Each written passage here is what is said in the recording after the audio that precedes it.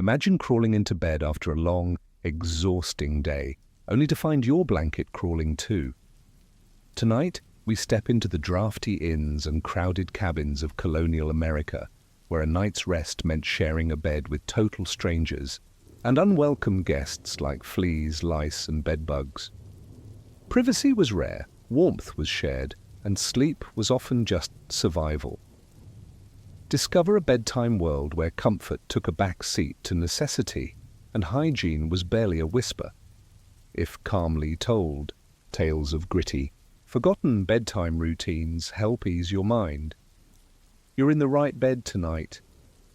Subscribe now and hit the bell icon to uncover more sleepy stories from the past. Messy, strange, and unforgettable. One quiet night at a time. Before we continue, I'd love to know, where are you listening from and what time is it for you right now? It's always amazing to see how far our quiet little stories are reaching. You might think that the greatest challenges facing colonial Americans were the harsh winters, conflicts with indigenous peoples, or the constant struggle to establish a foothold in the New World. But if you had asked any colonist about their daily trials, they would likely have mentioned something far smaller, yet infinitely more persistent. The endless army of insects that shared their beds, their clothes, and their very bodies. Colonial Williamsburg Foundation documents that these small warriors against mankind were such a constant presence that they became woven into the fabric of colonial existence. The world of 18th century America was, quite literally, crawling with life. Not the romantic pastoral existence we might imagine when we picture colonial farmsteads, but a reality where every surface, every fabric, every warm body became a potential habitat for creatures that modern Americans would find absolutely intolerable. The colonists lived in a universe where privacy from insects was not just unlikely, it was impossible. Consider the morning routine of a typical colonial household.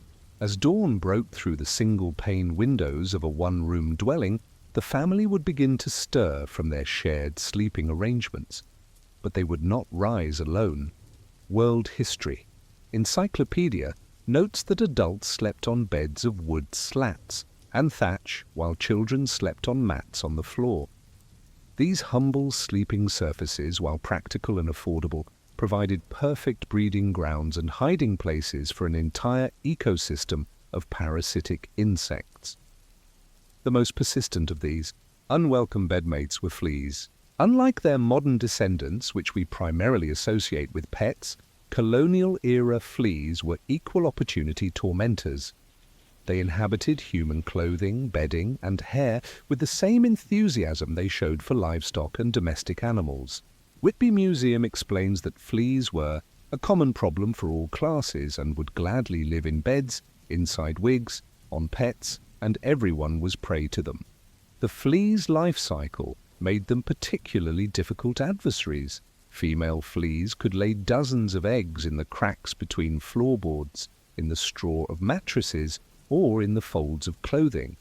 These eggs would hatch into larvae that fed on organic debris, dead skin cells, food crumbs, and other detritus that accumulated in colonial homes where sweeping was done perhaps weekly, and thorough cleaning was a luxury few could afford. The larvae would then pupate and emerge as adult fleas ready to begin the cycle anew. But fleas were hardly alone in their assault on colonial comfort. Colonial Williamsburg Foundation catalogues an impressive array of insects that made colonial life miserable. Head lice, body lice, crab lice, mosquitoes, which colonists called mosquetas, houseflies, cockroaches, known as cacarouche, from the Spanish, moths, bedbugs, hornworms, midges, black flies, stable flies, caterpillars, and corn borers. Each species brought its own particular form of misery. Head lice were perhaps the most socially problematic of these pests. Unlike modern outbreaks that cause embarrassment and concern, head lice in colonial times were so common that their presence was simply accepted as a fact of life. Children and adults alike would have their hair regularly combed with fine-toothed combs, implements that were, remarkably, nearly identical to combs found in ancient Egyptian tombs. The process of delousing was a family activity, often done in the evening by candlelight, with family members taking turns examining each other's scalps and methodically removing the small, pearl-like eggs that lice attached to individual hair, shafts. Body lice presented different challenges. These insects lived primarily in clothing rather than on the body itself, emerging to feed and then retreating to the warm folds of garments. For colonists who owned only one or two sets of clothing, body lice were virtually impossible to eliminate. Washing clothes was an infrequent, labor-intensive process that required heating large quantities of water over a fire, preparing homemade lye soap, and dedicating an entire day to scrubbing, rinsing, and drying. Many colonists simply lived with the constant itching and irritation that body lice provided. The psychological impact of this constant insect presence cannot be overstated. Imagine trying to conduct the serious business of building a new society, negotiating with indigenous peoples, establishing trade relationships, governing colonial settlements, while constantly scratching at flea bites and lice infestations. The physical discomfort was accompanied by a perpetual awareness that one's body was not entirely one's own, that it served as habitat and feeding ground for countless tiny creatures. This insect reality also shaped colonial social customs in ways we might not immediately recognize. The practice of wearing nightcaps, for instance, served not just to keep heads warm but to provide a barrier against insects that might fall from the ceiling or crawl from bedding. The elaborate hairstyles of the wealthy, heavily powdered, and often left unchanged for weeks, became perfect sanctuaries for lice and fleas. The powder itself was partly intended to mask the smell of unwashed hair and the detritus left by insect inhabitants. Colonial children grew up accepting this reality as normal. They learned to sleep through the tickling sensation of insects moving across their skin, to scratch absent-mindedly while conducting conversations, to inspect their clothing for lice eggs as automatically as modern children might check their pockets for treasures. The constant presence of insects became such a normalized part of existence that their absence, which we would consider normal, would have seemed strange and uncomfortable to colonial sensibilities. The seasonal rhythms of colonial life were also deeply influenced by insect populations. Summer brought mosquitoes in such numbers that outdoor work became nearly impossible during certain hours. The insects were not merely annoying, they were vectors for diseases that colonial medicine was powerless to treat.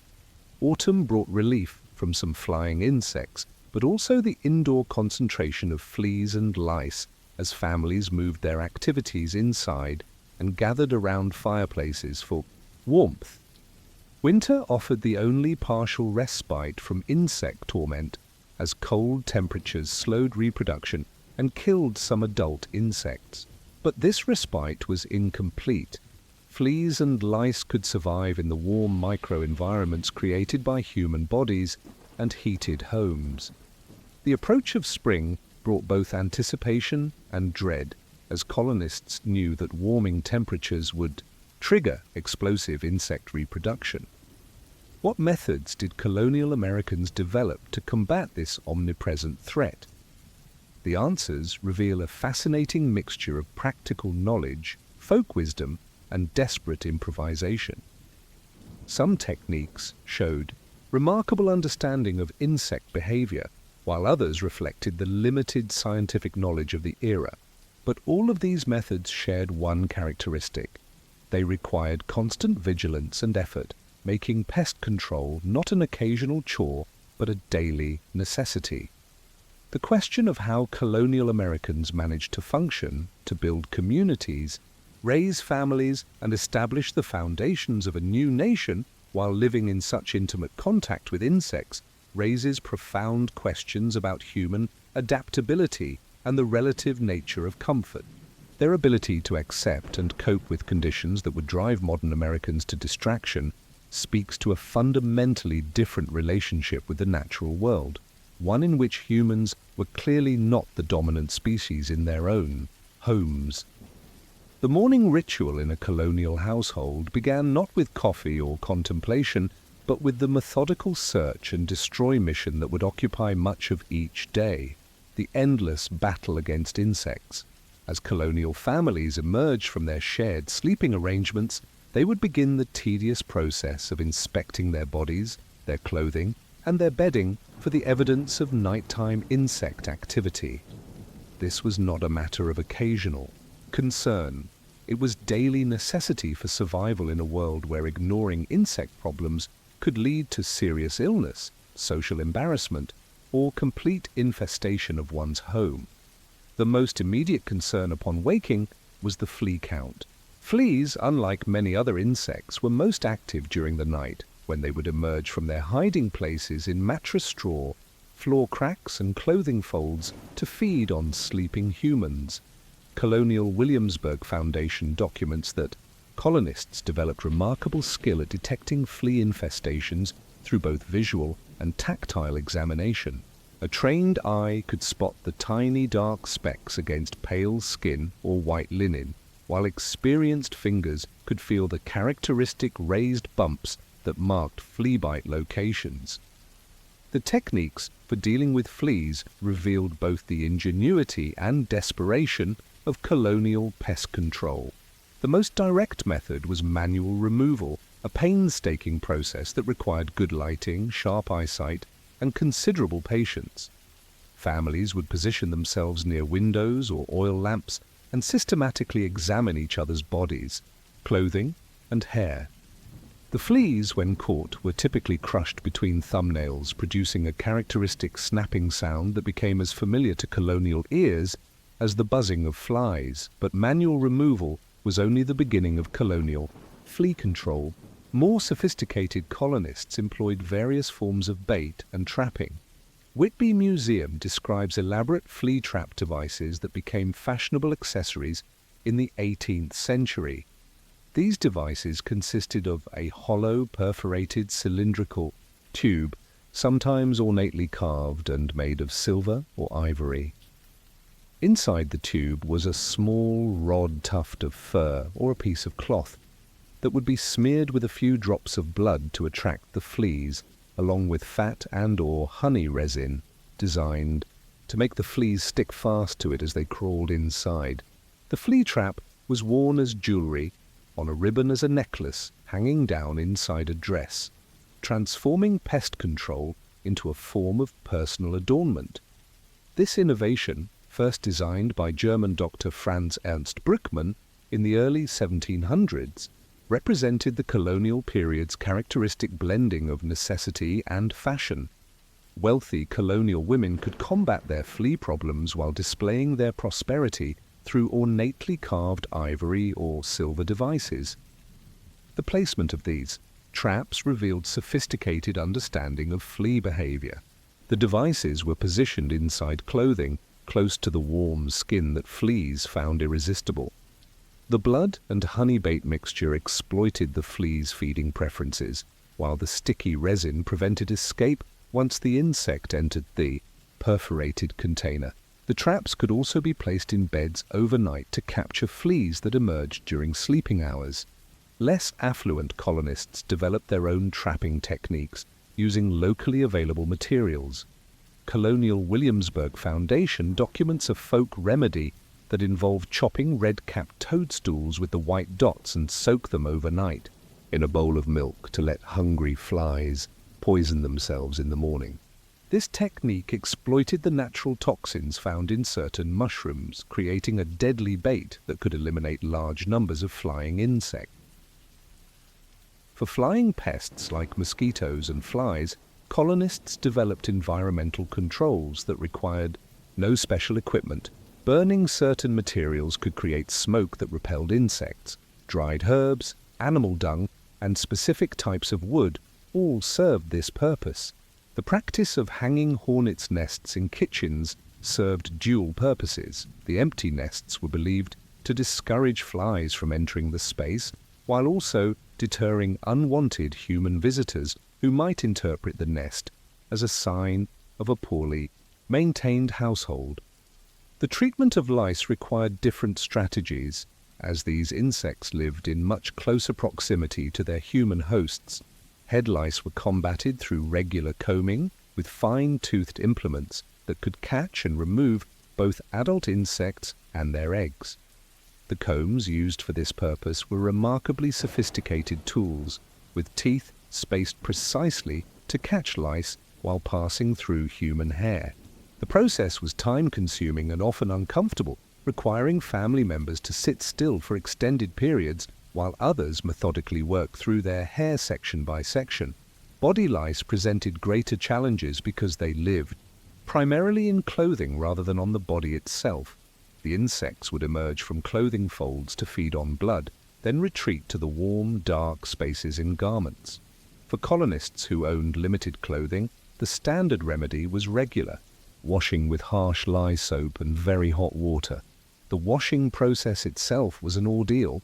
Water had to be heated over fires, soap had to be made from animal fat and wood ash, and clothes had to be scrubbed vigorously by hand. Some colonists attempted to address body lice through heat treatment. Clothes could be hung near fires or placed in ovens after baking to kill insects through extreme temperatures. This method was risky as it could damage or destroy valuable clothing, but desperate circumstances sometimes warranted desperate measures. The social shame associated with obvious lice infestations made such drastic treatments seem worthwhile. The seasonal rhythms of insect control shaped colonial household routines in ways that modern Americans can barely comprehend. Spring cleaning was not merely about tidiness, it was a coordinated assault on insect populations that had multiplied during the winter months. Bedding would be completely replaced, with old straw mattresses burned and new ones constructed.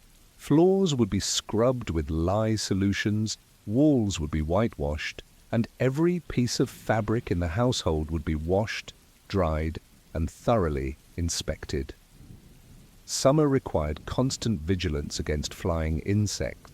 Windows had to be closed during peak mosquito hours, despite the heat, or covered with cloth that allowed air circulation while blocking insects. Outdoor work was scheduled around insect activity patterns. Early morning and late evening offered some relief from the worst infestations. Food preparation and storage required elaborate precautions to prevent contamination by flies and other pests. Autumn brought preparation for winter insect problems. Colonists would gather materials for winter pest control, dried herbs for burning, materials for gap filling to prevent insect entry, and supplies for making soap and cleaning solutions. The approach of cold weather offered some hope for relief, but experienced colonists knew that indoor heating would concentrate insect populations in human living spaces. Winter pest control focused on prevention and containment, with families spending more time indoors and fires burning constantly. Homes became warm refugees that attracted insects from the surrounding landscape. The challenge was maintaining warmth while preventing insect entry, a balance that required constant attention to door and window sealing, chimney maintenance, and elimination of indoor breeding sites. The psychological toll of constant insect warfare cannot be underestimated.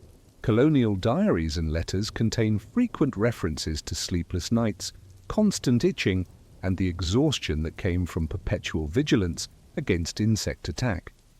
The mental energy required to maintain constant awareness of insect threats, combined with the physical discomfort of bites and infestations, created a level of stress that permeated every aspect of colonial life. Children learned these pest control techniques as naturally as they learned to walk and talk. Young colonial Americans developed an automatic awareness of insect presence, an ability to detect and respond to infestations that modern children would find remarkable. They learned to sleep despite the constant tickling and biting, to work despite swarms of flies, and to maintain social composure despite the urge to scratch at lice bites. The economic impact of insect control was substantial. Families devoted significant portions of their time and resources to pest management, time that could not be spent on productive activities like farming, crafts, or trade. The materials required for soap making, the fuel needed for heating wash water, the labor required for manual removal and cleaning all represented real costs that colonial families could ill afford. Yet these daily battles against insects also fostered innovation and community cooperation. Families shared pest control techniques, traded materials for soap making, and collaborated on seasonal cleaning efforts. The common struggle against insect infestation created bonds between neighbors and strengthened community ties as people worked together to solve shared problems. The question that haunts us as we consider this daily reality is how colonial Americans managed to accomplish anything else while fighting this constant war against insects. How did they conduct business, maintain relationships, raise children, and build communities while perpetually distracted by itching, biting, and the endless search for relief from insect torment? The answer reveals something profound about human adaptability and the relative nature of normal living conditions.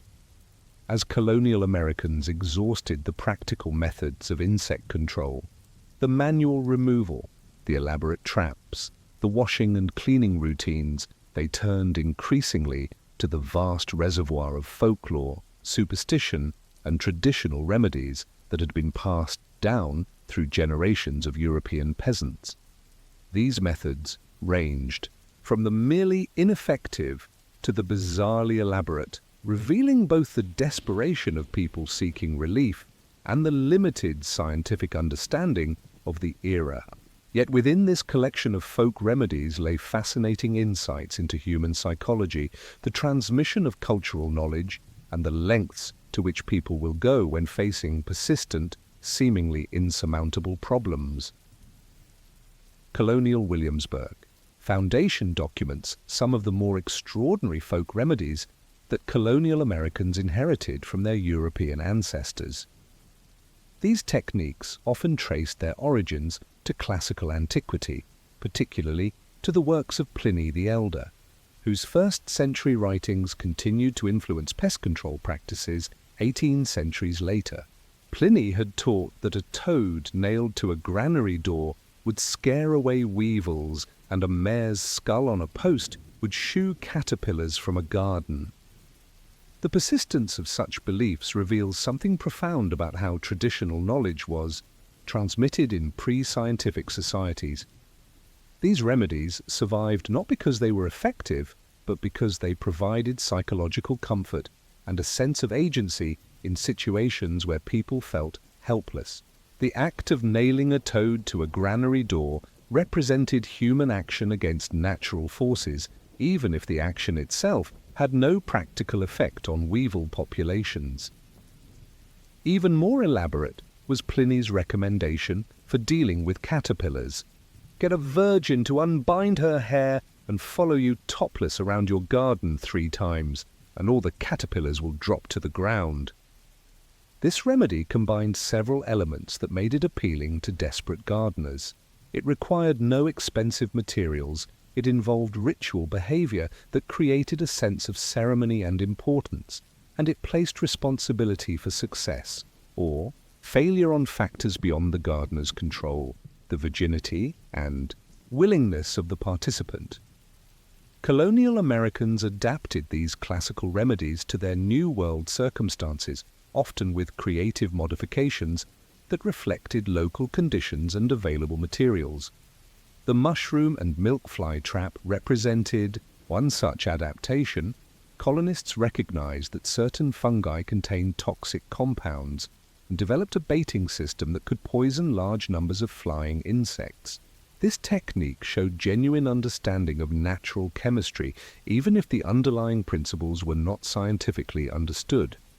The hornet's nest deterrent represented another form of folk wisdom that may have contained kernels of practical value. The practice of hanging empty hornets' nests in kitchens was believed to discourage flies from entering the space. While the presence of an empty nest would have no direct effect on fly behavior, the ritual of hanging it might have made homeowners more conscious of keeping windows and doors closed during peak fly activity periods. Colonial pest control folklore also included elaborate seasonal rituals that combined practical cleaning with ceremonial elements. Spring house cleaning became an almost religious observance, with specific dates and procedures that varied by region and cultural background. These rituals served to coordinate community-wide pest control efforts. When all families in an area conducted thorough cleaning simultaneously, the cumulative effect could actually reduce local insect population temporarily.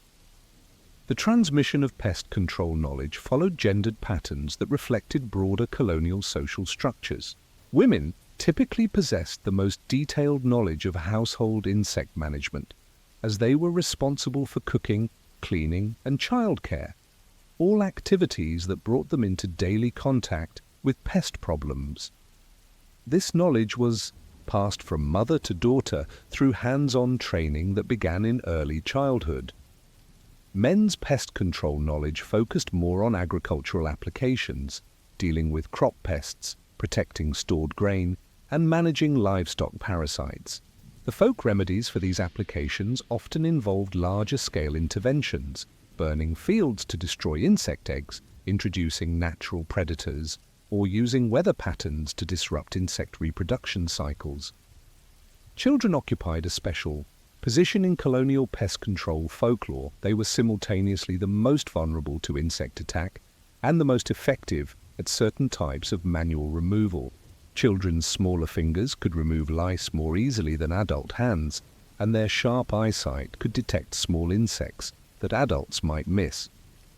Many families assigned specific pest control duties to children as part of their educational process, teaching responsibility while accomplishing necessary household tasks. The psychological dimensions of folk remedies became increasingly important as practical methods failed to provide complete relief. Colonial families facing severe infestations often experienced what modern medicine would recognize as anxiety and depression. The constant itching, sleep disruption, and social embarrassment associated with insect problems could create psychological distress that manifested in various behavioral symptoms. Folk remedies provided psychological benefits even when they offered no practical relief. The ritual aspects of these treatments gave families a sense of agency and control. The social aspects, gathering herbs, preparing remedies, conducting ceremonies, strengthened family bonds and community connections. The temporal aspects, seasonal, timing, moon phases, daily schedules, provided structure and meaning to activities that might otherwise feel futile. Some colonial communities developed elaborate communal pest control rituals that combined multiple folk traditions.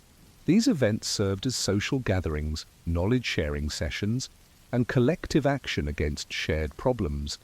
A community might organize a coordinated burning of bedding materials, followed by group preparation of herbal insect repellents, concluding with ceremonial activities designed to ensure the success of their efforts. The economic aspects of folk remedies made them particularly appealing to colonial families operating on subsistence budgets.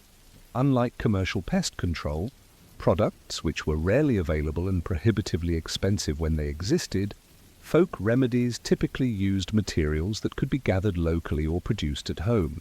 Herbs could be collected from wild areas, ashes came from household fires, and animal parts were byproducts of normal food preparation. Religious and spiritual dimensions were often integrated into pest control folklore. Some colonial communities viewed insect infestations as divine punishment for moral failings, making pest control a spiritual as well as practical necessity. Prayer, fasting, and other religious observances were sometimes incorporated into pest control efforts, reflecting the belief that supernatural intervention might succeed where human efforts had failed. The seasonal cycle of folk remedies revealed sophisticated understanding of insect behavior patterns, even if the underlying science was not understood. Spring rituals focused on preventing the establishment of insect populations through thorough cleaning and environmental modification. Summer practices emphasized protection and repelling. Autumn activities concentrated on preparation for winter. Concentration of pests.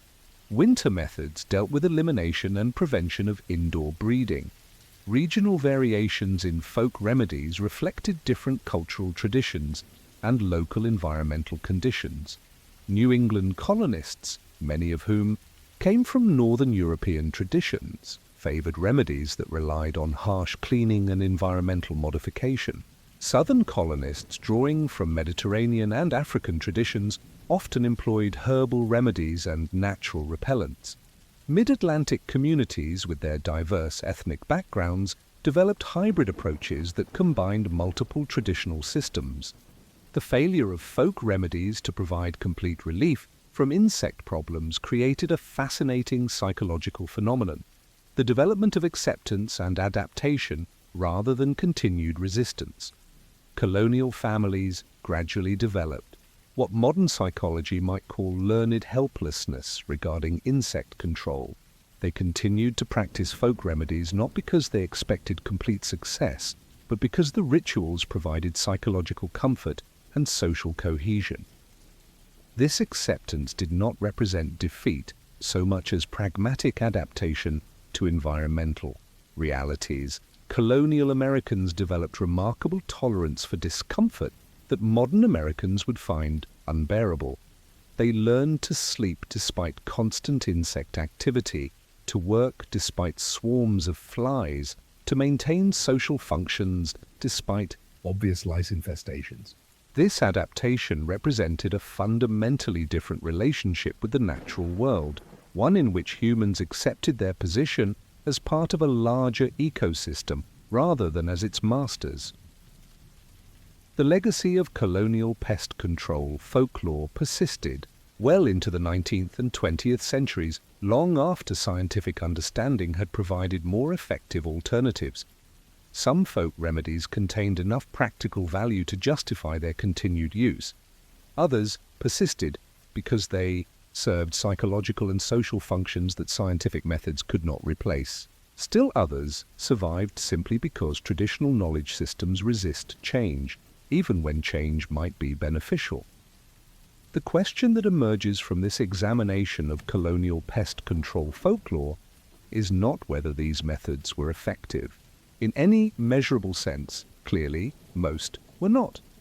The more interesting question is what their persistence reveals about human psychology and social organization under conditions of chronic stress and limited resources. The willingness of colonial Americans to continue practicing obviously ineffective remedies suggests that the psychological and social benefits of these activities were more important than their practical results. In our modern world of effective pesticides and scientific pest control, we might be tempted to dismiss colonial folklore as mere superstition. But the colonial experience reveals something profound about human adaptability and the multiple functions that seemingly irrational behaviors can serve.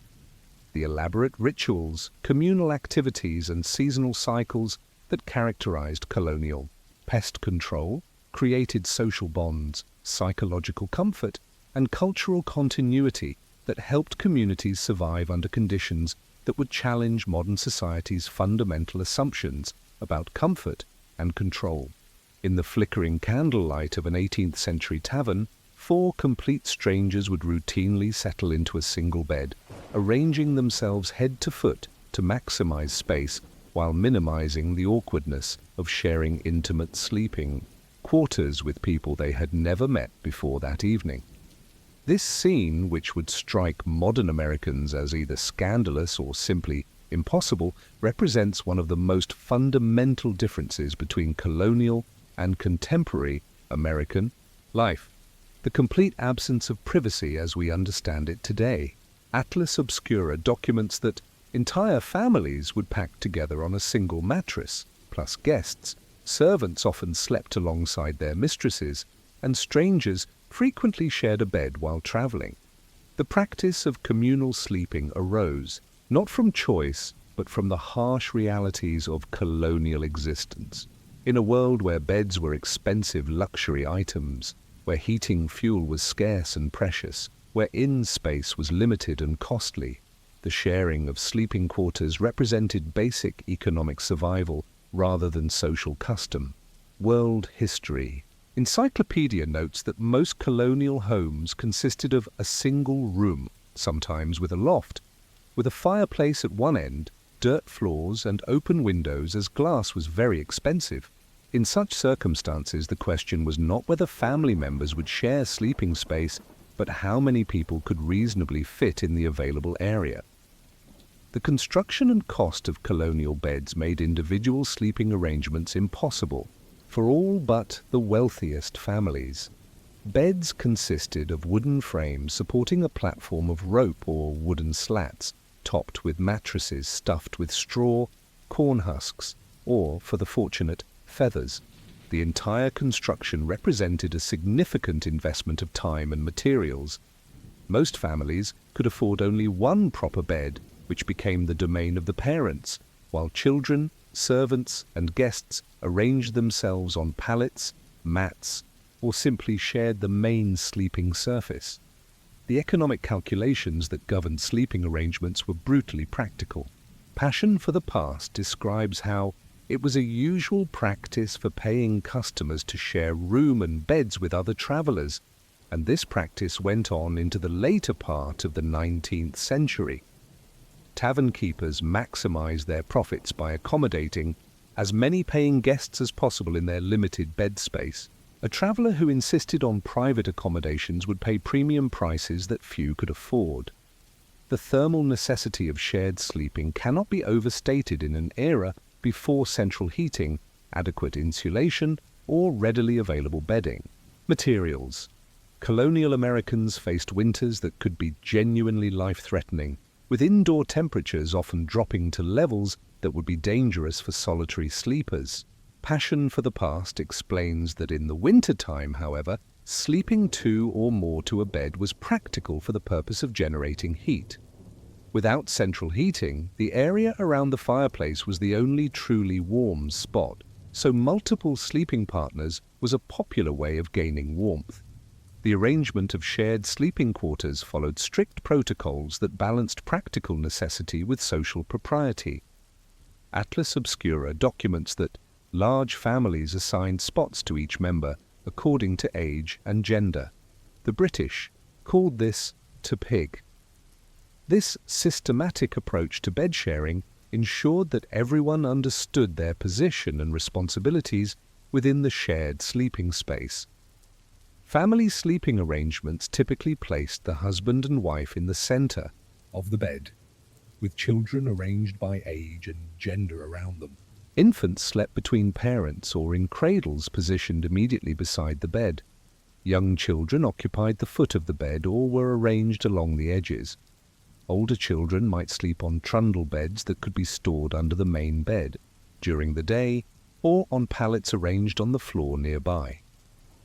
The inclusion of servants in family sleeping arrangements reflected both practical necessity and social relationships that modern Americans would find difficult to understand. Atlas Obscura notes that mistresses sometimes shared their beds with female servants to protect them from the unwanted advances of male members of the household. Many servants slept at the foot of their masters' beds, no matter what bedtime activity was happening in that bed. This arrangement served multiple purposes beyond mere space conservation. Female servants sleeping with their mistresses gained protection from sexual assault by male family members or guests. The physical presence of servants in the family sleeping area provided security against intruders and assistance during nighttime emergencies. For elderly or infirm family members, having servants within immediate reach ensured care and assistance during the vulnerable hours of sleep. The logistics of arranging multiple people in a single bed required considerable skill and coordination. Bodies had to be positioned to maximize space utilization while minimizing discomfort for all participants. The head-to-foot arrangement mentioned in traveler accounts allowed 4 adults to share a bed designed for 2 by alternating the direction of their bodies. This positioning reduced the claustrophobic feeling of having strangers' faces in close proximity while sleeping. Bedding allocation followed equally systematic protocols. Each person was expected to bring or be provided with individual covering, blankets, cloaks, or other personal items that could serve as bedding. The sharing of actual bed linens was generally avoided when possible, as personal bedding provided some barrier against the transmission of lice, fleas, and other parasites that were omnipresent in colonial sleeping environments. The temporal aspects of shared sleeping required careful coordination. Bedtimes had to be negotiated among all participants, as the movement of one person could disturb others. Morning rising times similarly required consensus or at least tolerance for early risers who needed to begin their daily activities. The absence of artificial lighting made these negotiations particularly important, as latecomers would have to navigate to their sleeping positions in near-complete darkness. Noise management became a crucial skill in shared sleeping environments. Atlas Obscura documents that etiquette dictated that to ensure relative tranquility when sharing a bed with strangers, a bedmate was to lie still, not hog the blankets, and generally keep to oneself. This etiquette extended beyond mere courtesy. It represented survival skills necessary for maintaining peace in confined spaces under stressful conditions. The psychological adaptation required for shared sleeping represented a fundamental difference in colonial understanding of personal space and privacy. Modern Americans, accustomed to individual bedrooms and private sleeping arrangements, would find the colonial sleeping environment intolerably claustrophobic and intrusive. Colonial Americans, by contrast, grew up with shared sleeping as the normal state of affairs and would have found individual sleeping arrangements strange and potentially frightening. Children learned the skills of shared sleeping from infancy, developing automatic behaviors that allowed them to sleep soundly despite the presence of multiple other people in their immediate sleeping area. They learned to sleep through the movements, sounds, and disturbances created by bed partners. They developed tolerance for physical contact and proximity that would be remarkable by modern standards. The health implications of shared sleeping arrangements were both positive and negative. On the positive side, shared body heat provided protection against hypothermia during cold winter nights. The presence of multiple people in sleeping areas provided security and immediate assistance during medical emergencies. Family members could monitor each other's health and provide care during illness. On the negative side, shared sleeping arrangements facilitated the transmission of communicable diseases, parasites, and infections. When one family member contracted an illness, others sleeping in close proximity were virtually certain to be exposed. The spread of lice, fleas, and other parasites was accelerated by the close physical contact inherent in shared sleeping arrangements. The social implications of shared sleeping extended far beyond mere sleeping arrangements. The practice created bonds of intimacy and mutual dependence that shaped colonial family structures and community relationships. People who shared sleeping quarters necessarily developed tolerance, consideration, and cooperative skills that were essential for colonial survival. The gender dynamics of shared sleeping reflected broader colonial social structures, while also creating unique situations that had no parallel in other aspects of daily life. The close physical proximity of men and women in sleeping arrangements created opportunities for both appropriate and inappropriate behavior. The strict etiquette governing shared sleeping served to minimize sexual tension and inappropriate contact, while maximizing the practical benefits of shared warmth and security. The seasonal variations in sleeping arrangements responded to changing weather conditions and household activities. Summer arrangements might allow for more individual sleeping spaces as warmth was less critical. Winter concentrations maximized shared body heat, but also intensified the challenges of privacy and personal space. spring and autumn transition, required flexible arrangements that could adapt to rapidly changing conditions. The economic benefits of shared sleeping extended beyond simple cost savings on bed construction and bedding materials. The practice allowed colonial families to allocate their limited resources to other necessities, food, tools, livestock, and trade goods that were essential for survival and economic advancement. The money and materials that might have been spent on additional beds and bedding could be invested in more immediately productive activities. The question that emerges from this examination of colonial sleeping necessities is how modern Americans, accustomed to individual privacy and personal space, might adapt to such arrangements if circumstances required them. The colonial experience suggests that humans are far more adaptable to shared living arrangements than contemporary American culture acknowledges, but such adaptation requires learned skills and social protocols that have been largely forgotten. In our individualistic society, the art of sharing a bed with complete strangers required a sophisticated system of unwritten rules, subtle signals, and carefully maintained boundaries that transformed what could have been chaotic or dangerous situations into manageable if uncomfortable social interactions. When night fell at a colonial tavern and 4 travelers found themselves assigned to a single bed, they embarked on a delicate social dance that balanced intimacy with propriety, necessity with dignity, and survival with civility. BBC Future explains that bedfellows were expected to avoid talking excessively, respect one another's personal space, and avoid fidgeting. The first challenge facing strangers who would share sleeping quarters was the negotiation of bed positions. This process began long before actual bedtime, often during the evening meal or social hour that preceded sleep. Experienced travelers developed skills for assessing their potential bedmates, observing cleanliness, behavior, and social status to determine the most advantageous sleeping arrangements. The process resembled a subtle form of diplomacy, with each participant seeking to maximize their comfort while avoiding conflict with others. The physical positioning within shared beds followed established protocols that had evolved over centuries of communal sleeping. Atlas Obscura documents that strangers were expected to lie still, not hog the blankets, and generally keep to oneself.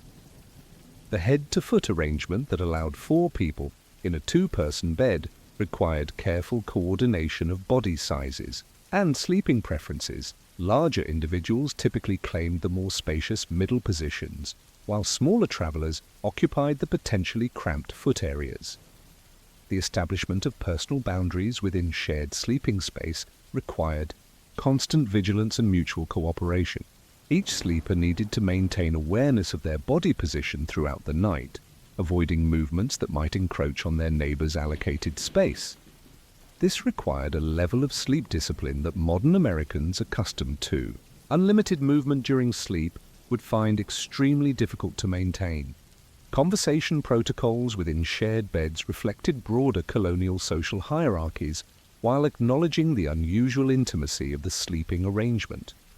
BBC Future notes that excessive talking was discouraged, but some conversation was considered normal and even beneficial for establishing mutual comfort and trust. The topics and tone of bedtime conversations followed strict informal rules that varied by social class, gender, and regional custom. Men sharing beds with other men typically engaged in discussions of business, travel conditions, or regional news. These conversations served to establish each participant's social status and regional connections while providing entertainment during the potentially awkward period of settling into shared sleep. The conversations also allowed travelers to assess each other's character and intentions, important considerations when sharing vulnerable sleeping arrangements with strangers. The gender dynamics of shared sleeping created particularly complex etiquette challenges. Atlas Obscura explains that in most circumstances it was unusual for unmarried men and women to share a bed with someone outside their own family. When such arrangements were necessary, they required elaborate precautions to maintain propriety and prevent scandal or inappropriate behavior. Mixed-gender sleeping arrangements typically involved family groups or situations where married couples were accompanied by servants or other household members. In these cases, the positioning of individuals within the shared sleeping space followed strict hierarchies that placed married women in the most protected positions, surrounded by family members who could provide both physical protection and social oversight. The management of personal hygiene within shared sleeping arrangements required delicate balance between practical necessity and social courtesy. Colonial Americans were well aware that their personal cleanliness standards would be scrutinized by bedmates, creating additional pressure to maintain whatever hygiene was possible under frontier conditions. Colonial Williamsburg Foundation documents that travelers made special efforts to address obvious lice or flea infestations before sharing beds with strangers. The ritual of preparing for shared sleep followed established sequences that minimized awkwardness while ensuring practical necessities were addressed. Clothing removal was carefully choreographed, with each participant maintaining appropriate modesty while adapting to sleeping garments suitable for shared arrangements. Most colonial Americans slept in their undergarments rather than naked, providing both warmth and propriety in shared sleeping situations. The distribution of bedding materials required ongoing negotiation throughout the night. Atlas Obscura emphasizes that blanket hogging was considered a serious breach of etiquette, but the practical challenge of ensuring adequate coverage for all participants in varying weather conditions required constant adjustment and mutual consideration. Temperature management in shared beds created both opportunities and challenges for maintaining sleeping comfort. During cold weather, shared body heat provided obvious benefits, but the concentration of multiple warm bodies could create uncomfortable conditions during milder weather. Experienced bed sharers developed techniques for adjusting their position and bedding to maintain optimal temperature without disturbing their sleeping partners. The handling of nighttime disturbances, snoring, movement, trips to outdoor necessities, required established protocols that balanced individual needs with group harmony. Snoring, which could make sleep impossible for bed partners, was generally tolerated as an unavoidable natural function, though persistent loud snorers might find themselves relegated to less desirable sleeping positions in future arrangements. Movement. During sleep posed constant challenges in shared beds. BBC Future notes that fidgeting was strongly discouraged, but the natural tendency to shift position during sleep could not be completely eliminated. Skilled bed sharers learned to move slowly and carefully, minimizing disruption to others, while maintaining their own comfort. The morning awakening process required as much coordination as the evening settling-in routine. Early risers needed to extract themselves from shared beds without disturbing others, while late sleepers had to accept that their rest might be interrupted by the departure of more energetic bedmates. The sequence of awakening often followed social hierarchies, with higher status individuals receiving deference in their preferred rising times. Personal security within shared sleeping arrangements created ongoing concerns that required constant vigilance. Travelers sharing beds with strangers faced potential theft of personal possessions, physical assault, or other criminal activity during the vulnerable hours of sleep. The placement of personal belongings, the positioning of bodies within beds, and the establishment of trust relationships all served security functions beyond mere sleeping comfort. The social bonding that often resulted from shared sleeping arrangements created unexpected benefits that partially compensated for the loss of privacy and personal space. BBC Future documents that bed sharing was so desirable it even transcended the usual barriers of social class. The intimate experience of sharing sleep created relationships that could prove valuable for business, social connections, or future travel arrangements. The psychological adaptation required for successful bed sharing involved suppressing natural territorial instincts while maintaining appropriate social boundaries. Colonial Americans developed remarkable tolerance for physical proximity and shared space that modern Americans would find claustrophobic. This adaptation was learned from childhood and reinforced through daily necessity rather than choice. The regional and cultural variations in bed-sharing etiquette reflected different ethnic traditions and local customs that colonists brought from their European origins. New England bed-sharing protocols emphasized restraint and minimal interaction, reflecting Puritan influences on social behavior. Southern arrangements often incorporated more elaborate courtesy rituals that reflected different social hierarchies and hospitality traditions. The economic aspects of bed-sharing etiquette influence behavior in ways that might not be immediately obvious. Travelers who demonstrated good bed-sharing manners were more likely to be welcomed back to the same establishments, received better sleeping positions, and developed reputations that facilitated future travel. Poor bed-sharing behavior could result in exclusion from tavern accommodations, forcing travelers to seek more expensive private arrangements or sleep outdoors. The training of children in bed-sharing etiquette began in infancy and continued throughout childhood as an essential life skill. Colonial children learned to sleep quietly, move carefully, and respect the space and comfort of others, sharing their sleeping arrangements. These skills were considered as important as other social graces and practical abilities necessary for success in colonial society. The seasonal variations in bed-sharing arrangements created different etiquette challenges that required flexible adaptation.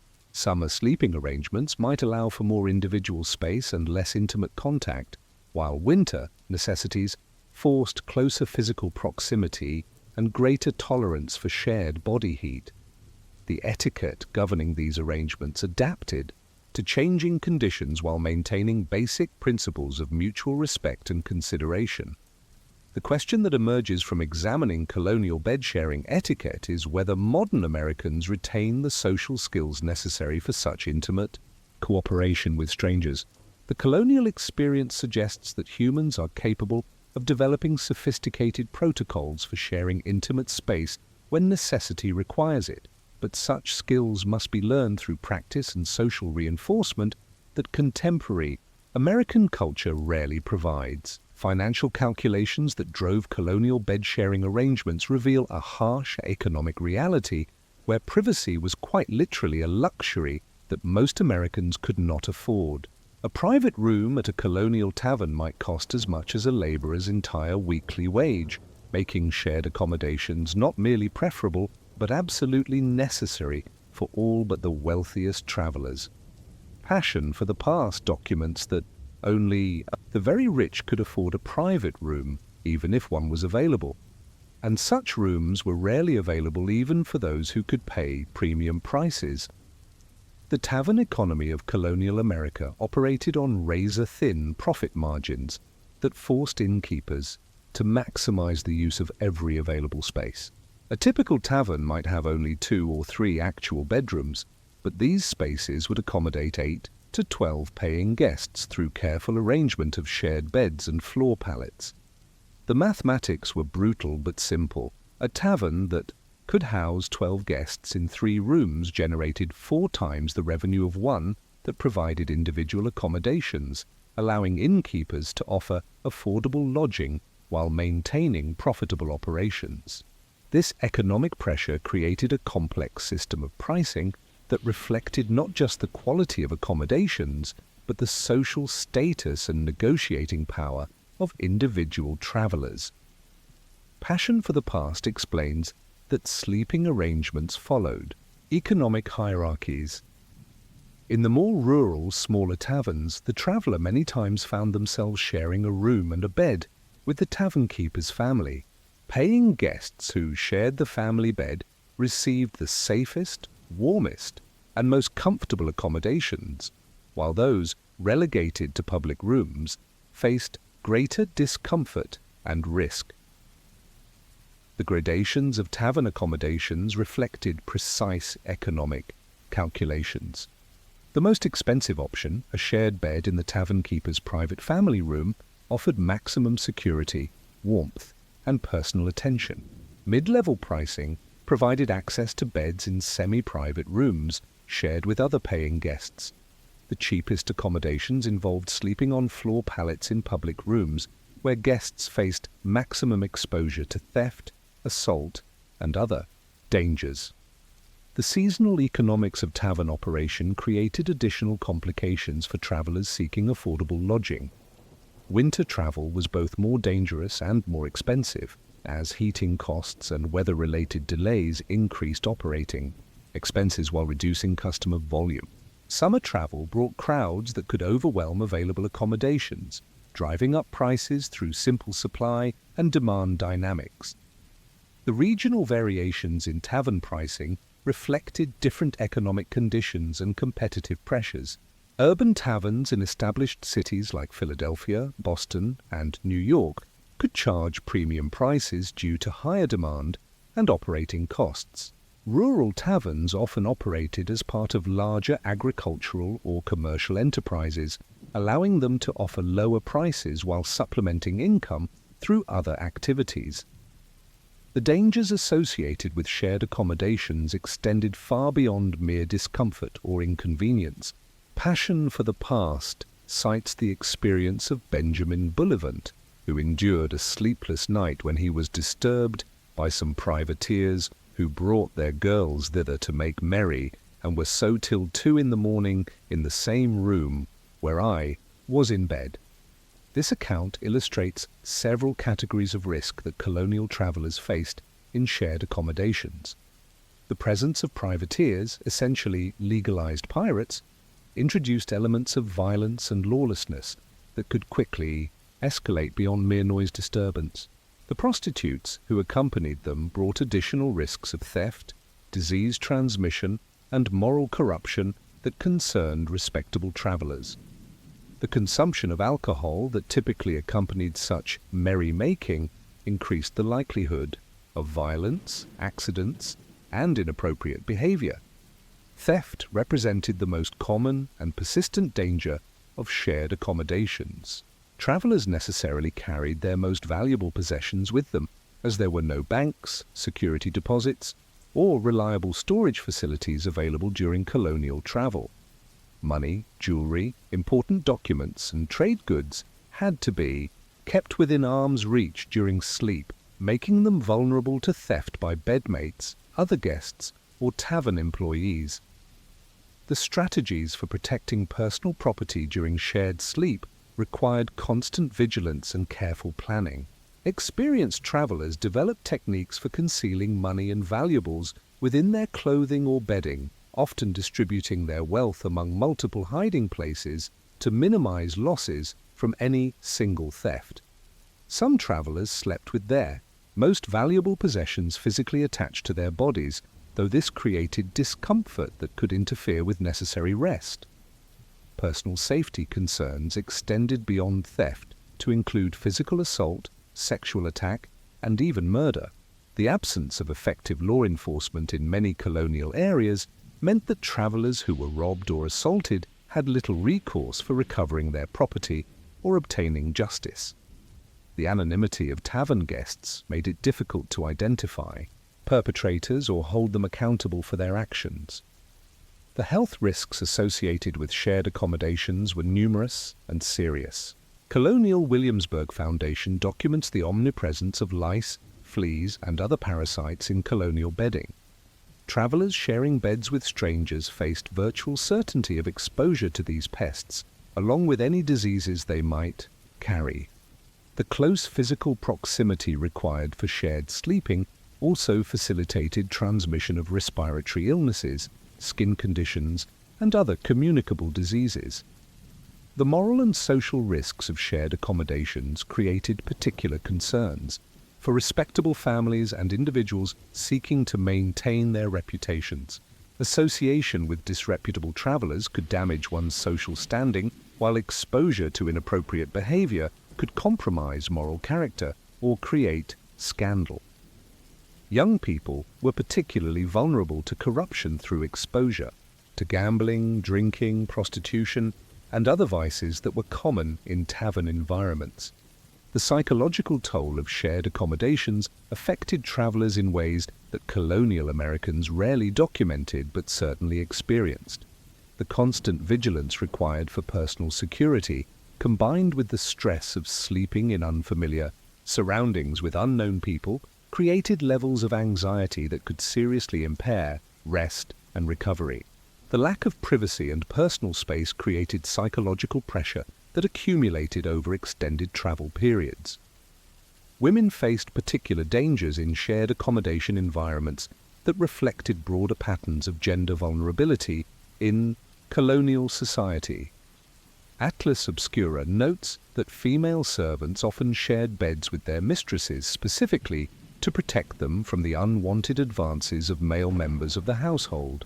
This protective arrangement became even more critical in tavern settings where women had less control over their sleeping partners and surrounding environment. The legal framework governing tavern operations provided limited protection for guests facing theft, assault, or other crimes.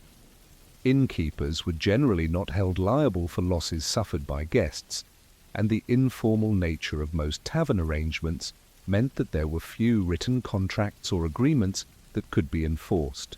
Through legal action, travelers who suffered losses or injuries typically had no recourse beyond their own resources for seeking compensation or justice. The insurance and credit systems that might have mitigated some risks were largely non-existent in colonial America. Travelers could not purchase insurance against theft or injury, nor could they rely on credit systems to replace stolen money or goods. The loss of travel funds could strand travelers far from home with no means of continuing their journeys or obtaining basic necessities. The reputation systems that developed around tavern operations provided some protection for travelers through informal networks of information sharing. Experienced travelers shared knowledge about reliable establishments, dangerous areas, and innkeepers who could be trusted with guest safety and property. These reputation networks operated through word-of-mouth communication and written correspondence that helped travelers make informed decisions about lodging choices. The seasonal patterns of tavern dangers reflected changing travel conditions and guest populations.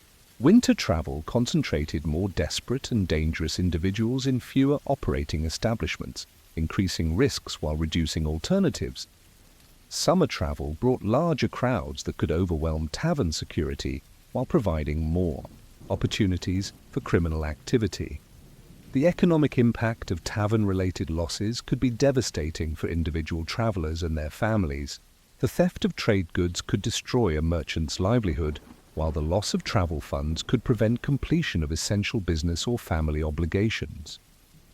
The absence of effective insurance or credit systems meant that such losses were typically permanent and irreplaceable.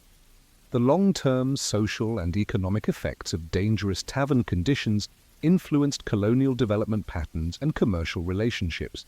Areas with reputations for unsafe travel accommodations experienced reduced commercial activity, while regions that maintained safer conditions attracted more business and economic development. The quality of tavern accommodations became a factor in regional economic competition. The question that emerges from examining the economics and dangers of colonial shared accommodations is how modern Americans, accustomed to secure private lodging and comprehensive insurance coverage, would adapt to such risky conditions. The colonial experience suggests that travelers developed remarkable resilience and risk management skills when necessity required them, but such adaptation came at considerable cost in terms of comfort, security, and peace of mind. In the peculiar world of colonial American courtship, young couples seeking to explore their compatibility for marriage would climb fully clothed into bed together, often under the watchful eyes of parents who saw this intimate arrangement not as scandalous behavior but as a necessary and proper stage of the courtship process. This practice, known as bundling or bed courting, represented one of the most distinctive and misunderstood aspects of colonial social customs, revealing a society that balanced practical necessity with moral propriety in ways that would seem contradictory to modern sensibilities. Colonial Williamsburg Foundation explains that bundling was roughly equivalent to a night out with a hot date in a Chevy back seat at a mid-20th century drive-in, except that the cavorting took place at the girl's home, and more often than not was encouraged by the parents. The origins of bundling traced back to Northern European peasant traditions that colonial immigrants brought to the New World, where harsh climate conditions and economic necessities made the practice even more appealing than it had been in the Old Country. Colonial Williamsburg Foundation documents that bundling, or bed courting, as it was also known, was introduced to the American colonies by the early flood of Scots, Welsh, and other European immigrants. Doubtless, the cold, damp nights of their northern climes contributed to its popularity. The economic logic behind bundling reflected the harsh realities of colonial resource management, where heating fuel was precious and private space was virtually non-existent. An 18th century ditty captured this practical dimension. Since in a bed a man and maid may bundle and be chaste, it does no good to burn out wood, it is just needless waste. The verse reveals how colonial Americans viewed bundling not as a luxury or indulgence, but as an efficient use of limited resources that achieved multiple social and practical goals simultaneously. The social purpose of bundling extended far beyond simple resource conservation. Colonial Williamsburg Foundation notes that the idea was that if a couple was seriously courting, it should spend a night together in the girl's bed to ensure compatibility. This compatibility testing involved multiple dimensions: physical comfort with intimate proximity, ability to maintain appropriate behavior under tempting circumstances, and demonstration of mutual respect and consideration during vulnerable sleeping hours. The ritualistic aspects of bundling followed elaborate protocols that transformed what might have been awkward or dangerous situations into socially sanctioned courtship activities. These protocols began long before the couple actually entered the bed, with complex negotiations between families regarding the appropriateness of the match, the specific conditions under which bundling would occur, and the consequences that would follow if the experimental courtship led to pregnancy or other complications. The physical arrangements for bundling varied according to family wealth, regional customs, and specific concerns about maintaining propriety during the intimate encounter. Colonial Williamsburg Foundation describes the ground rules. Underclothes must be kept on at all times, parents would retire to their own bedroom, and there should be no hanky-panky. To that end, the bundling board or the bundling sack might make an appearance. The bundling board represented one of the most ingenious solutions to the challenge of allowing intimate contact while preventing sexual intercourse. This device consisted of a wooden plank that was placed lengthwise down the center of the bed, creating a physical barrier between the courting couple that allowed them to share warmth and conversation while making sexual contact difficult or impossible. The construction and deployment of bundling boards became a specialized craft, with some families creating elaborate devices that could be quickly installed and removed as needed. The bundling sack offered an alternative approach to maintaining propriety during courtship sleeping arrangements. This device resembled a sleeping bag that could accommodate two people while keeping them separated by fabric barriers. Some bundling sacks were sewn permanently closed with only head openings, while others could be secured with ties or buttons. That would make unauthorized opening obvious to supervising parents. The parental supervision of bundling arrangements reflected complex balances between providing young couples with privacy for intimate conversation and maintaining oversight to prevent inappropriate behavior. Parents typically retired to adjacent sleeping areas where they could monitor sounds and movements without directly observing the courting couple. This arrangement allowed families to demonstrate trust in their children while maintaining the authority to intervene if circumstances warranted such action. The temporal aspects of bundling followed seasonal and social rhythms that reflected broader patterns of colonial, agricultural, and social life. Winter bundling was most common and practical, as heating costs made shared warmth economically attractive, while harsh weather conditions prevented outdoor courtship activities. Spring and summer bundling was less frequent, but still practiced when couples needed extended time for serious courtship conversations that could not be conducted in public or family settings. The selection of appropriate bundling partners involved complex social negotiations that went far beyond simple romantic attraction. Families evaluated potential matches based on economic compatibility, social status, moral character, and practical considerations such as land ownership, trade skills, and family connections. The decision to permit bundling represented a significant investment in a potential marriage alliance that could affect multiple generations of family relationships. The conversation that occurred during bundling sessions served multiple functions beyond romantic expression. Couples used these extended private hours to discuss practical matters such as household management, child-rearing philosophies, economic plans, and family obligations that would shape their potential married life. The intimate setting allowed for honest discussions of topics that could not be addressed in public courtship contexts. The moral framework surrounding bundling reflected colonial religious and social values that emphasized marriage as both a romantic and economic partnership. Religious leaders generally supported bundling when it was conducted according to proper protocols, viewing it as a practical method for ensuring compatible marriages that would strengthen community stability. The practice was seen as preferable to hasty marriages based on insufficient knowledge of partner compatibility. The regional variations in bundling practices reflected different ethnic traditions and local social conditions. New England bundling typically emphasized restraint and moral propriety, with elaborate safeguards against inappropriate behavior.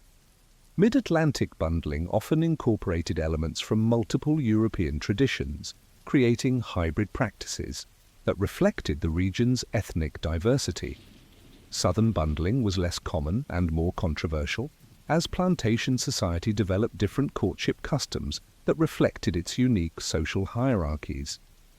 The class dynamics of bundling revealed how colonial social stratification influenced even intimate personal relationships. Wealthy families might practice bundling with additional safeguards and supervision, while poorer families often relied on community oversight and social pressure to maintain propriety. The availability of private space for bundling varied dramatically by economic status, with wealthy families able to provide separate bedrooms while poor families conducted bundling in shared living spaces. The gender roles embedded in bundling practices reflected broader colonial assumptions about male and female sexuality and responsibility. Young women were expected to maintain virtue and resist male advances, while young men were expected to respect female boundaries while demonstrating their worthiness as potential husbands. The success or failure of bundling arrangements often served as tests of character that influenced community perceptions of individual moral worth. The documentation of bundling practices in colonial records reveals how this intimate custom intersected with legal, religious, and social institutions. Court records include cases involving bundling disputes, pregnancy claims, and marriage contracts that originated in bundling arrangements. Church records document clerical attitudes toward bundling and its role in promoting or preventing moral behavior. Family correspondence provides glimpses of how individual families negotiated the complex emotions and practical considerations involved in bundling decisions. The psychological dimensions of bundling created unique challenges and opportunities for young colonial Americans exploring romantic relationships. The intimate physical proximity required for bundling could accelerate emotional bonding, while also creating sexual tension that had to be carefully managed. The artificial constraints imposed by bundling devices and parental supervision could paradoxically intensify romantic feelings by creating obstacles that couples had to overcome together. The training that prepared young people for appropriate bundling behavior began in childhood and continued through adolescence as part of broader education in social propriety and gender roles. Children observed bundling arrangements in their own families and community, learning the expectations and protocols that would govern their own future courtship experiences. This education included both explicit instruction in moral behavior and implicit modeling of appropriate conduct. The question that emerges from examining colonial bundling practices is how modern Americans, accustomed to private and unsupervised romantic relationships, might adapt to such elaborate systems of courtship regulation. The colonial experience suggests that intimate relationships can develop successfully under conditions of extensive social oversight, but such systems require shared cultural values and community cooperation that contemporary American society rarely provides. The colonial American bedroom was never merely a private space for rest and intimacy, it was a carefully orchestrated theater of family power dynamics, social hierarchies, and economic relationships that revealed the fundamental structure of colonial society through the simple arrangement of who slept where, when, and with whom. The bed itself served as a map of family authority, with every position from center to edge, head to foot, carrying specific meanings about status, protection, privilege, and responsibility that governed daily interactions far beyond the sleeping hours. Atlas Obscura documents how large families assigned spots to each member according to age and gender. The British called this to pig. The master and mistress of the household occupied the central and most protected positions within the family, bed reflecting their authority over household decisions and their responsibility for protecting other family members from external threats. This central positioning was not merely symbolic, it provided practical advantages including access to the warmest spots during cold weather, protection from external intrusions through windows or doors, and immediate proximity to children who might need parental attention during the night. The placement of children within family sleeping arrangements followed strict protocols that balanced practical necessity with moral instruction. Infants and very young children slept between parents or in immediate proximity to the mother, ensuring that maternal care could be provided instantly during nighttime feeding or medical emergencies.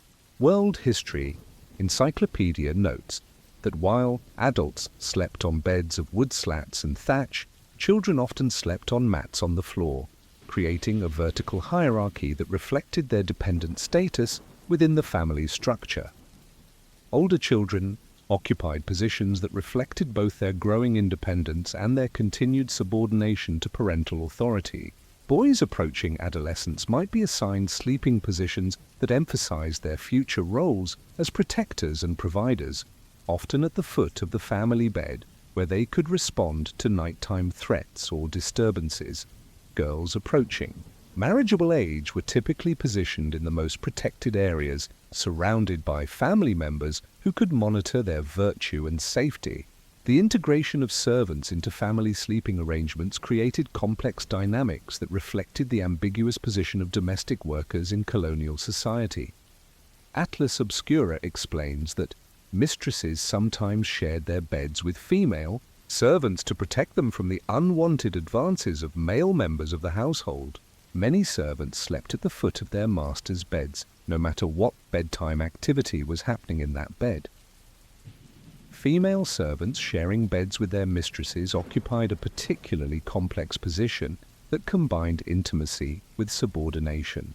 These arrangements provided female servants with protection from sexual assault by male family members or guests, while also ensuring that household labor could be provided immediately when needed. The female servant sleeping with her mistress might be awakened to assist with childcare, illness, or other domestic emergencies that occurred during nighttime hours. Male servants sleeping at the foot of the master's bed served multiple functions that reflected their roles as both laborers and protectors. Their presence provided security against intruders while ensuring that their labor could be commanded immediately if circumstances required it. The positioning at the foot of the bed emphasized their subordinate status while acknowledging their importance to household functioning and security.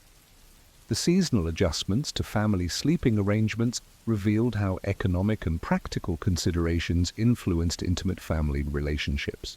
Winter sleeping arrangements concentrated maximum numbers of people in minimum space to conserve body heat and heating fuel. Passion for the past.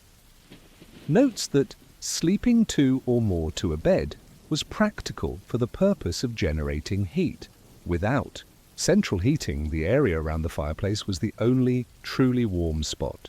Summer sleeping arrangements allowed for more individual space and privacy as heating concerns diminished, but these arrangements still followed family hierarchies that reflected ongoing power relationships.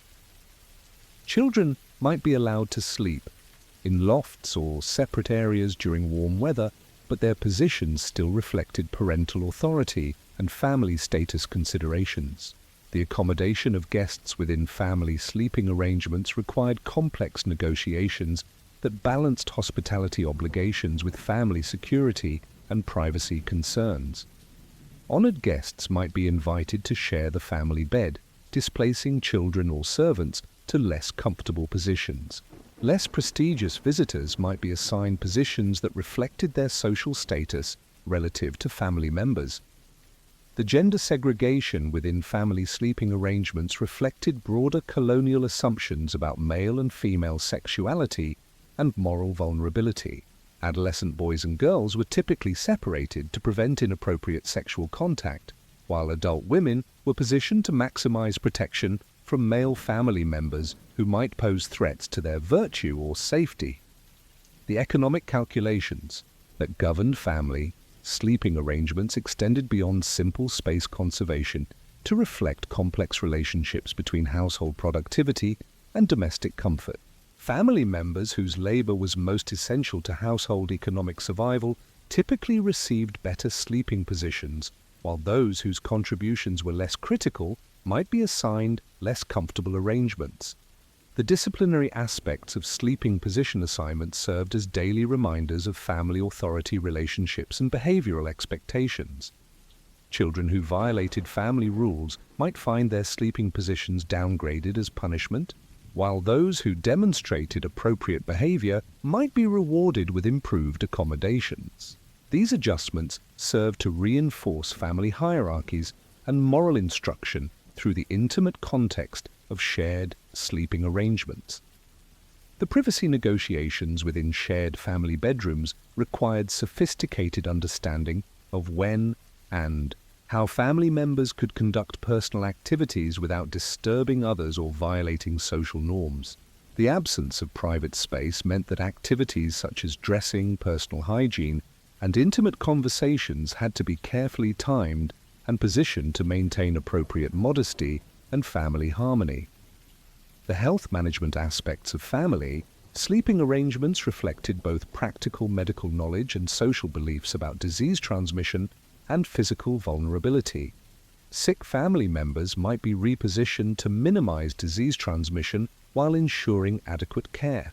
Pregnant women received special positioning that acknowledged their physical needs while maintaining their roles within family hierarchies. The inheritance implications of sleeping position assignments reflected how family property and authority would be transferred to succeeding generations. Children who received preferred sleeping positions often were being prepared for greater inheritance shares or family leadership roles. The bedroom served as a training ground for understanding family wealth and power distribution.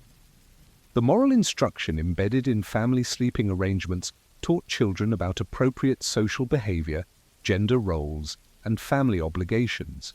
Through daily experience rather than explicit teaching, the positioning of family members demonstrated proper relationships between men and women, parents and children, masters and servants in ways that shaped fundamental assumptions about social organization. The religious dimensions of family sleeping arrangements reflected colonial Christian beliefs about family structure, moral behavior, and divine order. The patriarch's central position in the family bed symbolized his role as spiritual leader and moral authority, while the protection of women and children reflected religious obligations to guard the vulnerable members of the household. The community oversight of family sleeping arrangements occurred through informal networks of neighbors and extended family members who monitored whether households maintained appropriate moral standards in their intimate arrangements. Families whose sleeping arrangements violated community norms might face social sanctions that could affect their economic and social standing. The legal frameworks governing family sleeping arrangements were largely informal but nonetheless powerful, operating through customary law and community standards rather than written legislation.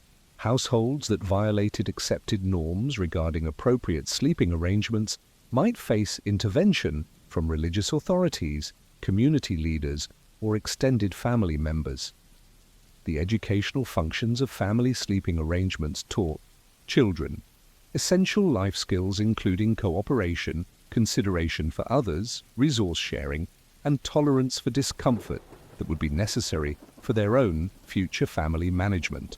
The bedroom served as a classroom for learning social skills that extended far beyond sleeping arrangements. The psychological impacts of shared family sleeping arrangements created patterns of intimacy, dependency, and social awareness that shaped individual personality development and family relationships throughout life. Children who grew up in shared sleeping arrangements developed different concepts of privacy, individual autonomy, and social responsibility than those raised with individual bedrooms. The question that emerges from examining colonial family bedroom politics is how these intimate power dynamics shaped broader social and political relationships in colonial American society.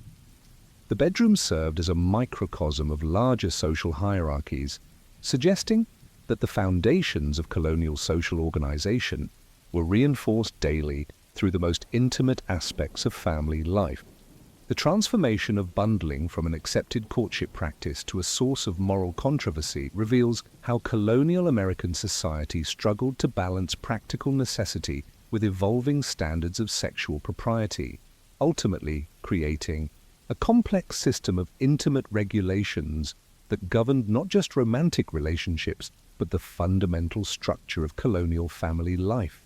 The debate surrounding bundling illuminated deeper questions about parental authority, individual autonomy, religious morality, and social control that would continue to shape American culture long after the practice itself had disappeared. Colonial Williamsburg Foundation documents how bundling served as a night out with a hot date in a Chevy back seat at a mid-20th century drive-in, except that the cavorting took place at the girl's home, and more often than not was encouraged by the parents. The religious dimensions of bundling controversy reflected broader theological debates about human sexuality, moral temptation, and the role of physical pleasure in Christian marriage. Conservative religious leaders argued that bundling created unnecessary occasions for sin by placing young people in situations where sexual temptation would be difficult to resist. They contended that even if couples maintained technical virginity during bundling sessions, the practice encouraged lustful thoughts and intimate touching that violated Christian principles of moral purity. Progressive religious voices defended bundling as a practical accommodation to colonial living conditions that actually promoted moral behavior by ensuring that courtship occurred under parental supervision rather than in unsupervised settings where greater misconduct might occur. These defenders argued that bundling allowed families to monitor potential marriages while providing young couples with opportunities for intimate conversation that would strengthen marital bonds and reduce the likelihood of divorce or adultery. These medical arguments against bundling emerged as colonial physicians began to associate the practice with health risks that extended beyond immediate moral concerns. BBC Future documents how William Whitty Hall's 1861 book Sleep argued that the air in a room occupied by more than one sleeper can quickly become polluted, and that bed sharing was lowering because it diminishes that mutual consideration and, respect which ought to prevail in social life. These medical arguments against bundling reflected emerging scientific understanding of disease transmission and respiratory health, combined with Victorian assumptions about the moral implications of physical proximity. Physicians argued that shared sleeping arrangements facilitated the transmission of tuberculosis, sexually transmitted diseases, and other communicable illnesses that could affect not just the courting couple, but their future children and extended families. The class distinctions that developed around bundling practices revealed how economic prosperity influenced moral standards and social expectations regarding intimate behavior. Wealthy colonial families increasingly abandoned bundling as they acquired sufficient resources to provide private courtship spaces and adequate heating for individual bedrooms. The practice became associated with poverty and rural backwardness, creating social pressure for aspiring families to demonstrate their prosperity by rejecting bundling in favor of more refined courtship methods. The documentation of bundling pregnancies in colonial court records reveals the practical consequences when the theoretical boundaries of acceptable intimacy were violated in practice. Church and civil authorities dealt regularly with cases where bundling had resulted in pregnancy, requiring immediate marriage to legitimize the child and preserve family honor. These cases demonstrate that despite elaborate precautions and moral instruction, bundling frequently led to the very sexual activity it was designed to prevent. The legal framework surrounding bundling pregnancies created complex obligations and penalties that reflected colonial society's attempts to balance individual accountability with community stability. Young men who impregnated their bundling partners faced powerful social and legal pressure to marry immediately, regardless of their personal feelings or economic readiness for marriage.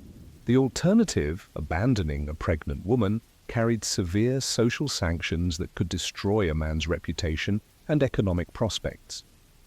Young women who became pregnant during bundling faced even more severe consequences as colonial society held them primarily responsible for maintaining sexual virtue regardless of male behavior or pressure. A pregnant, unmarried woman brought shame to her entire family and faced limited options for social rehabilitation. Marriage to the child's father represented the best possible outcome, but required his cooperation and willingness to accept responsibility.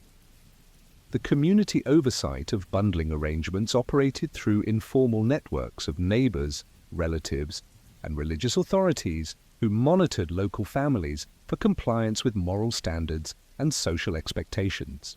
Families whose bundling practices violated community norms faced social sanctions ranging from gossip and exclusion to formal church discipline and civil penalties. The evolution of bundling practices over time reveals how colonial American society gradually developed more restrictive attitudes toward intimate behavior as economic prosperity increased and Victorian moral standards gained influence. Early colonial bundling was relatively permissive, allowing extensive physical contact and intimate conversation with minimal supervision. Later, colonial bundling became increasingly regulated, with elaborate devices and strict protocols designed to prevent any sexual contact. The regional variations in bundling acceptance reflected different ethnic traditions, religious beliefs, and economic conditions that shaped local attitudes toward sexuality and marriage. New England communities with strong Puritan influences developed the most restrictive bundling protocols, while mid-Atlantic regions with greater ethnic diversity maintained more varied practices. Southern colonies generally abandoned bundling earlier than northern regions, developing alternative courtship customs that reflected their different social structures. The generational conflicts surrounding bundling reflected broader tensions between traditional European customs and emerging American social values. Parents who had practiced bundling in their own youth sometimes found themselves defending the custom against children who viewed it as old-fashioned or inappropriate.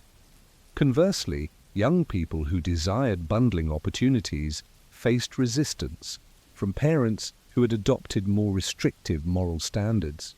The economic implications of bundling extended beyond simple fuel conservation to encompass complex relationships between courtship costs, marriage timing, and family financial planning. Bundling allowed families to conduct extended courtships without significant expense, enabling careful evaluation of potential matches without the costs associated with formal entertainment or supervised social activities. The gender dynamics embedded in bundling practices revealed colonial assumptions about male and female sexuality that would influence American gender relations for generations. The elaborate precautions taken to prevent male sexual aggression during bundling reflected beliefs that men were naturally predatory and that women bore primary responsibility for maintaining virtue. These assumptions shaped not just bundling protocols, but broader social relationships between men and women. The psychological effects of bundling on participating couples created unique forms of intimate bonding that differed significantly from both casual social interaction and marital sexual relationships. The combination of physical proximity with sexual restraint could intensify emotional connections while creating psychological tension that influenced long-term marital dynamics. The training that prepared young people for appropriate bundling behavior involved complex instruction in self-control, moral behavior, and social propriety that extended far beyond specific bundling situations. Parents taught children to manage sexual desire, respect social boundaries, and maintain family honor under conditions of intimate temptation that tested moral instruction in practical ways. The decline of bundling in the late 18th and early 19th centuries reflected broader social changes, including increased prosperity, urbanization, and the influence of evangelical religious movements that promoted more restrictive sexual standards. The practice gradually disappeared as colonial society developed alternative courtship methods that provided intimate communication opportunities without the sexual risks associated with shared sleeping arrangements. The cultural legacy of bundling influenced American attitudes towards sexuality, courtship, and family relationships long after the practice itself had disappeared. The elaborate protocols developed for managing intimate contact during bundling contributed to Victorian moral standards that emphasized sexual restraint, parental authority, and community oversight of intimate relationships. The comparison between bundling and modern American dating practices reveals how different societies develop varying approaches to managing the universal challenge of allowing young people to form intimate relationships while maintaining social stability and moral standards. Bundling represented a community-based approach that prioritized family involvement and social oversight, while contemporary dating emphasizes individual autonomy and private decision-making. The question that emerges from examining the decline of bundling is whether modern American society has lost valuable elements of community involvement in intimate relationships that helped ensure marital compatibility and social stability. The colonial experience suggests that intimate relationships can benefit from careful social oversight and family involvement, but such systems require shared values and community cooperation that contemporary American culture rarely provides.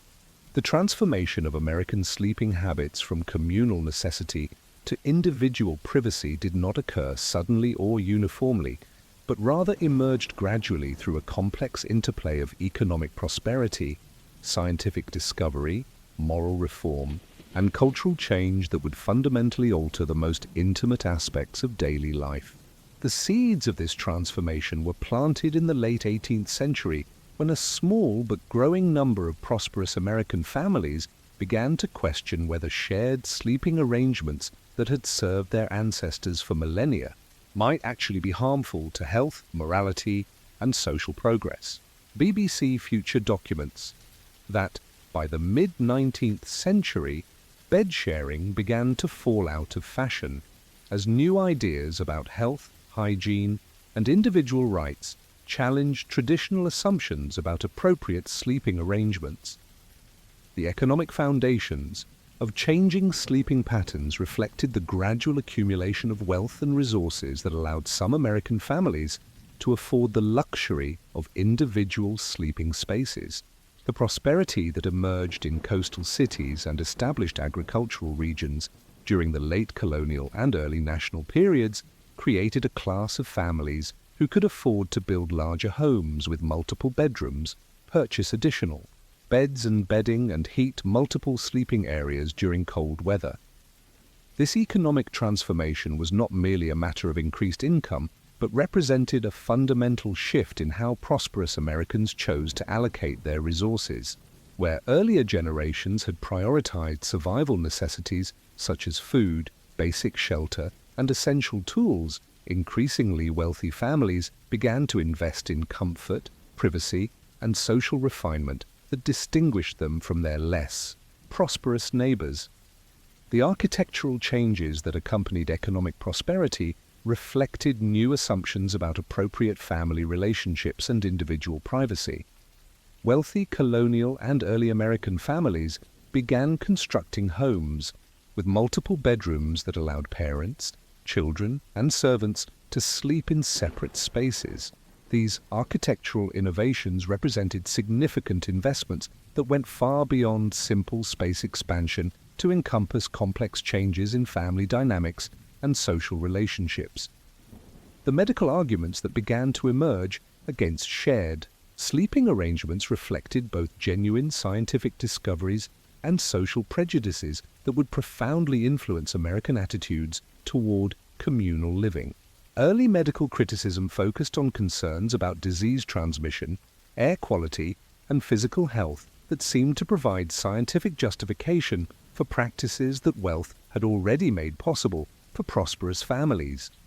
BBC Future identifies physician William Whitty Hall as a crucial figure in this medical campaign against shared sleeping. His 1861 book Sleep argued that the air in a room occupied by more than one sleeper can quickly become polluted, and that communal sleeping was lowering because it diminishes that mutual consideration and respect which ought to prevail in social life. Hall's arguments combined legitimate health concerns with moral assumptions that reflected broader Victorian attitudes toward individual autonomy and social refinement. His medical authority provided scientific credibility for practices that were already becoming fashionable among prosperous families, while his moral arguments suggested that individual sleeping arrangements were not merely healthier, but more civilized and morally advanced. The religious dimensions of changing sleeping patterns reflected evangelical Protestant movements that emphasized individual spiritual responsibility and moral purity in ways that conflicted with traditional communal living arrangements. Religious reformers argued that shared sleeping arrangements created unnecessary occasions for sin and moral temptation that could be avoided through more careful attention to individual privacy and moral protection.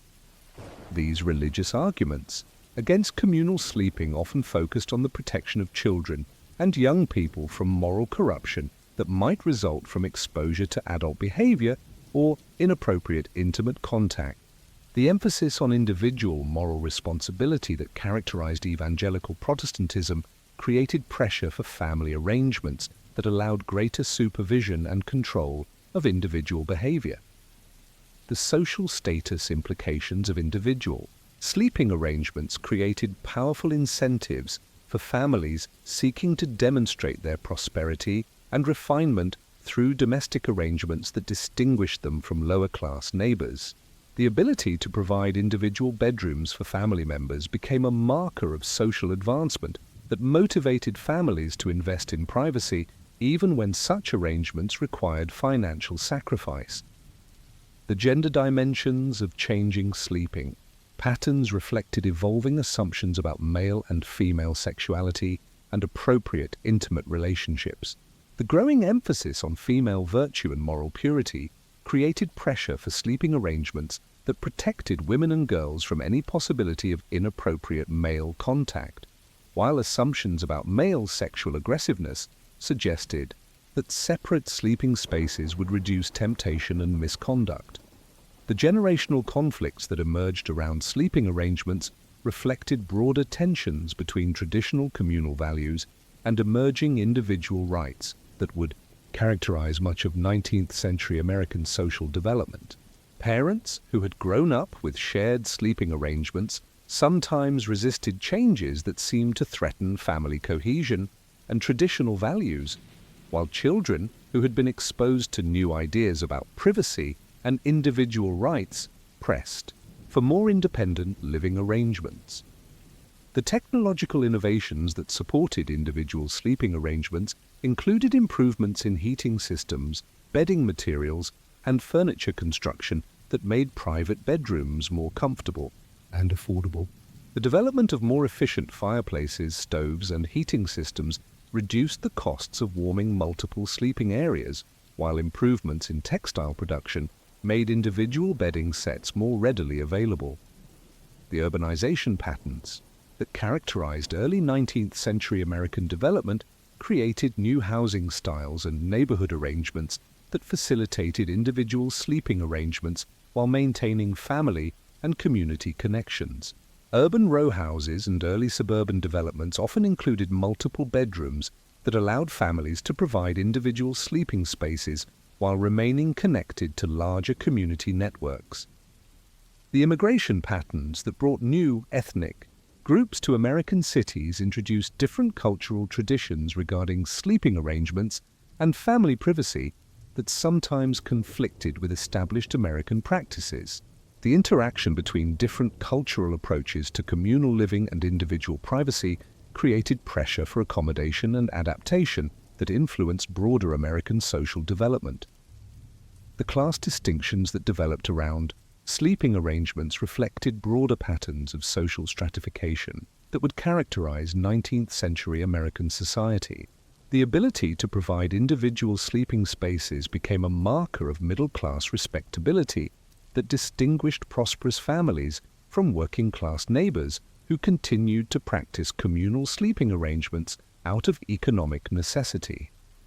The educational implications of changing sleeping patterns reflected new ideas about child development and moral instruction that emphasized individual character formation and personal responsibility.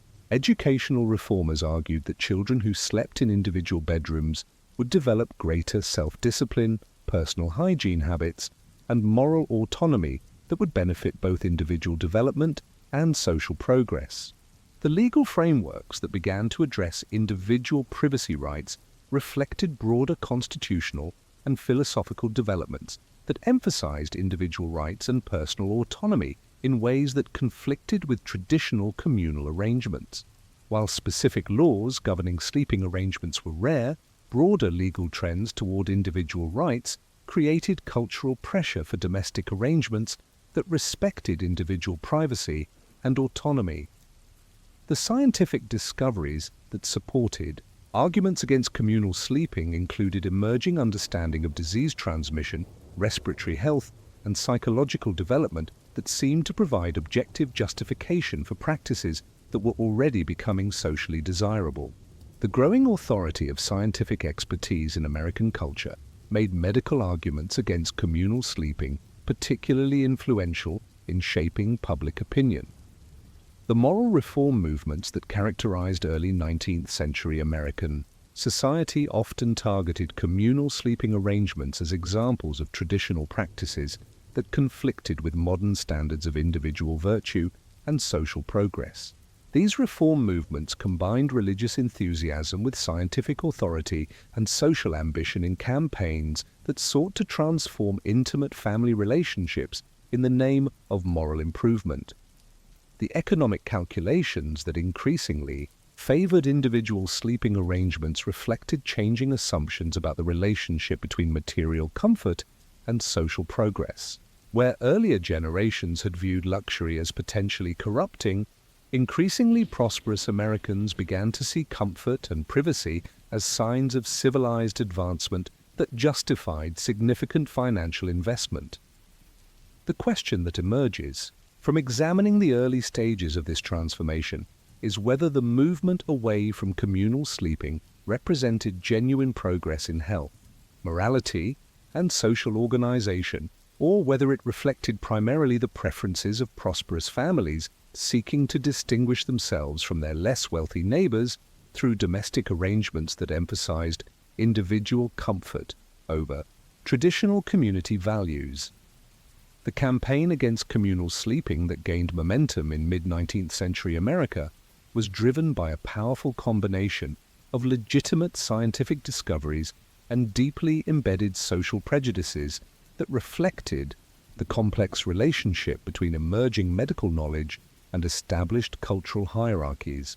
The physicians, reformers, and social critics who led this campaign often presented their arguments as objective, scientific truths, but their conclusions were heavily influenced by class biases, racial assumptions, and moral beliefs that revealed as much about the prejudices of the era as about the actual health effects of shared sleeping arrangements. BBC Future documents how William Whitty Hall's influential 1861 work, Sleep, represented the most systematic medical attack on communal sleeping, combining legitimate health concerns with moral arguments that reflected broader Victorian assumptions about civilization and social progress. Hall argued that shared sleeping arrangements were not merely unhealthy but represented a form of primitive behavior that prevented social advancement and moral development. Hall's medical arguments focused on respiratory health concerns that had some basis in emerging scientific understanding of air quality and disease transmission. He contended that multiple people sleeping in confined spaces would quickly exhaust the available oxygen while producing dangerous levels of carbon dioxide and other waste products that could impair health and cognitive function. These arguments reflected growing awareness of respiratory physiology and environmental health that represented genuine scientific advances. However, Hall's conclusions about the health effects of shared sleeping went far beyond what the available scientific evidence could support, reflecting assumptions about social class and moral character that were common among educated professionals of his era. He argued that people who practiced communal sleeping were inherently less civilized and morally advanced than those who slept individually, suggesting that sleeping arrangements both reflected and shaped fundamental character traits. The disease transmission arguments against communal sleeping gained credibility from emerging understanding of how infectious diseases spread through populations, but often exaggerated the actual risks involved while ignoring the health benefits that shared sleeping could provide.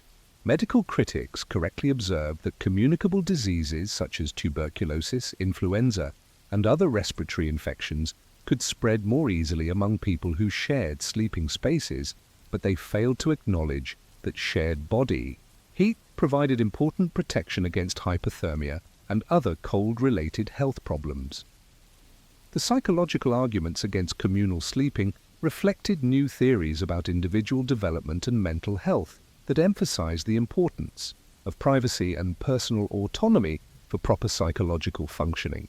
These arguments suggested that people who grew up with shared sleeping arrangements would develop psychological dependency and reduced capacity for independent thinking that would impair their ability to function in modern society.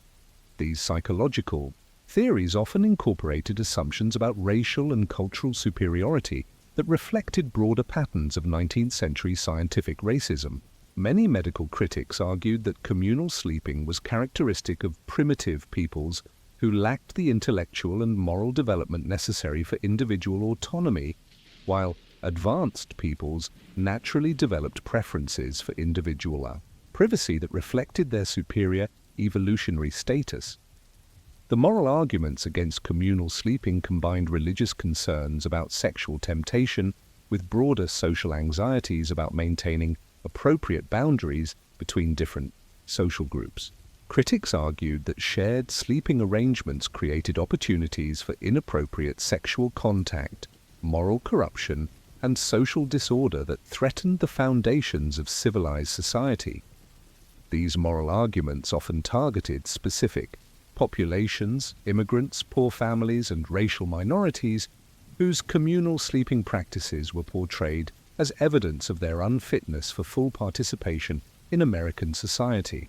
The emphasis on individual sleeping arrangements became part of broader campaigns to Americanize immigrant populations and enforce middle-class social norms on working-class communities.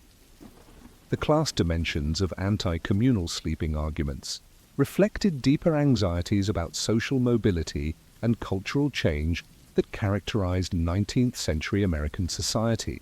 Prosperous families who had recently achieved middle-class status often embraced individual sleeping arrangements as symbols of their social advancement, while viewing the continued communal sleeping practices of poorer neighbors as evidence of their lower social standing. The gender implications of arguments against communal sleeping reflected evolving assumptions about male and female sexuality and appropriate intimate relationships. Critics argued that shared sleeping arrangements exposed women and children to male sexual aggression while failing to provide adequate protection for female virtue and moral purity. These arguments often ignored the protective functions that communal sleeping could serve while exaggerating the risks involved. The racial dimensions of anti-communal sleeping campaigns reflected broader patterns of scientific racism that characterized 19th century American intellectual life. Medical critics often argued that different racial groups had different natural capacities for individual privacy and moral development, with European-descended populations naturally preferring individual arrangements, while other groups remained stuck in primitive communal practices. The economic arguments against communal sleeping reflected changing assumptions about the relationship between material prosperity and social progress. Critics argued that continued communal sleeping practices prevented economic advancement by discouraging the individual initiative and personal responsibility that were necessary for success in a market economy. The hygiene arguments against communal sleeping combined legitimate concerns about cleanliness with cultural prejudices about appropriate standards of personal care and domestic management. Critics argued that shared sleeping arrangements made proper hygiene impossible while encouraging slovenly habits that reflected poor character and inadequate moral training. The spatial arguments against communal sleeping reflected new ideas about appropriate domestic architecture and interior design that emphasized the importance of specialized spaces for different family functions. Critics argued that proper family life required separate sleeping areas that allowed for individual privacy while maintaining appropriate supervision and moral oversight. The developmental arguments against communal sleeping incorporated emerging theories about child psychology and education that emphasized the importance of individual attention and personalized instruction for proper intellectual and moral development. These arguments suggested that children who shared sleeping spaces would be disadvantaged in their educational and social development compared to those who enjoyed individual bedrooms. The cultural arguments against communal sleeping reflected broader anxieties about maintaining American national identity in the face of increasing immigration and cultural diversity. Critics argued that communal sleeping practices represented foreign influences that threatened American values and social institutions, while individual sleeping arrangements represented distinctively American commitments to individual rights and personal autonomy. The religious arguments against communal sleeping incorporated evangelical Protestant concerns about moral purity and individual spiritual responsibility that emphasized the importance of private prayer, personal Bible study, and individual relationship with God. These arguments suggested that communal sleeping arrangements interfered with proper spiritual development by preventing the privacy necessary for individual religious practice. The scientific credibility of arguments against communal sleeping was enhanced by the growing authority of medical expertise in American culture, but often extended far beyond what the available evidence could support. Many critics presented their cultural preferences and social prejudices as objective scientific conclusions, using medical authority to legitimize practices that reflected primarily their own class interests and cultural biases. the International. Comparisons that critics used to support arguments against communal sleeping often reflected colonial and imperial attitudes that portrayed European and American practices as inherently superior to those of other cultures. Critics argued that the individual sleeping arrangements practiced by civilized nations represented evolutionary advancement over the communal practices of primitive peoples, ignoring the practical and social benefits that communal arrangements could provide. The long-term consequences of these scientific and pseudo-scientific arguments against communal sleeping extended far beyond sleeping arrangements to influence broader American attitudes toward individual privacy, family relationships, and social organization. The successful campaign against communal sleeping helped establish patterns of individual autonomy and private domestic space that would characterize middle-class American life for generations. The question that emerges from examining these scientific arguments and social prejudices is whether the medical case against communal sleeping represented genuine health advancement or primarily reflected the cultural biases and class interests of educated professionals seeking to legitimize their own preferences through appeals to scientific authority. C. Complete transformation of American sleeping arrangements from communal necessity to individual privacy by the mid-20th century represents one of the most profound but largely unrecognized changes in the intimate structure of American family life, creating patterns of individual autonomy and domestic isolation that would have seemed incomprehensible to earlier generations, while generating both benefits and losses that continue to shape contemporary American society. BBC Future documents how only by the 1950s did married couples resume sharing beds, and communal sleeping among non-family members never regained its former popularity, marking the end of a tradition that had characterized human sleeping arrangements for millennia. The psychological consequences of this transformation from communal to individual sleeping created fundamental changes in how Americans experienced intimacy, privacy, and social connection that would influence everything from family relationships to broader social and political attitudes. Children who grew up with individual bedrooms developed different concepts of personal space, individual rights, and social obligations than those raised in communal sleeping arrangements, creating generational differences that would persist throughout their lives. The loss of communal sleeping meant the disappearance of a form of non-sexual physical intimacy that had provided comfort, security, and emotional bonding for countless generations of human families. The shared warmth, mutual protection, and quiet conversation that characterized traditional communal sleeping arrangements were replaced by individual isolation that, while providing privacy and comfort, also eliminated opportunities for intimate family bonding that had historically strengthened family relationships. The development of individual sleeping arrangements coincided with broader changes in family structure and social organization that emphasized individual achievement over collective support, personal autonomy over mutual dependence, and private comfort over shared sacrifice. These changes reflected and reinforced cultural values that would come to characterize modern American society, but also eliminated traditional sources of family cohesion and community support. The economic implications of universal individual sleeping arrangements represented a massive reallocation of family resources from productive activities to domestic comfort that reflected both increased prosperity and changing priorities about how wealth should be used. The money spent on multiple bedrooms, individual beds, and personal bedding represented investment in privacy and comfort rather than tools, livestock, or other productive assets that had historically been prioritized by families operating on subsistence budgets. The architectural legacy of individual sleeping arrangements transformed American domestic space in ways that continue to influence contemporary housing design and family life.